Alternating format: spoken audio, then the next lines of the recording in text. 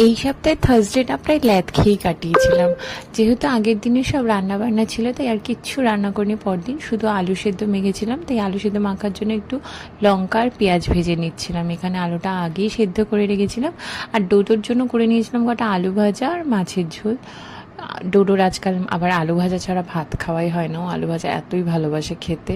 তো যাই হোক, তারপরে খেয়ে দিয়ে একটু রেস্টই করলাম। সারা সপ্তাহটা আমার খুব ধকল গেছে। সারা সপ্তাহটা বলা ভুল, সারা ছুটিটাই, গরমের ছুটিটাই প্রচণ্ড ধকল গেছে। বাড়িতেই ছিলাম, কোথাও যাইনি, কিন্তু ধকলটা গেছে। রান্না বান্না, লোকজন, খাওয়া দাওয়া এইসব করে। তো সেই দিনটা একটু রেস্টই নিচ্ছিলাম। তারপরে বিকেলবেলা একটু ভাবলাম ঘুরে আসি, তাও 9টা বেজে গেছিলো বেরোতে বেরোতে। আর এখানে ডোডো একাই বক বক করতে করতে নামছিল, তো সেটাই ক্যাপচার করছিলাম।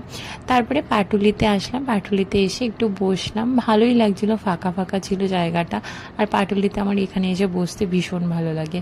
তারপর ওখান থেকে একটু ঘুরে টুরে ফটো ফটো তুলে তারপরে চলে গেছিলাম পীযূষের জন্য একটা গেঞ্জি কিনতে, কারণ পীযূষের জামাই ষষ্ঠীর গিফটটা বাবা দিয়ে গেছিলো, মানে টাকাটা হাতে দিয়ে গেছিলো, কিন্তু ওর জন্য আর কিছু কেনা হয়নি। তো পীযূষ বলছিল ওর জন্য চলো গিয়ে দেখে আসি। তো বাঘাযতীনে নিয়ে গেছিলাম। তো যাই হোক, ওই দোকানটাতে আমরা আর পাইনি ও যেরকম টাইপের গেঞ্জি আর শার্ট খুঁজছিল। তারপরে ওখান থেকে রাতের খাবারটা নিয়ে বাড়ি ফিরলাম।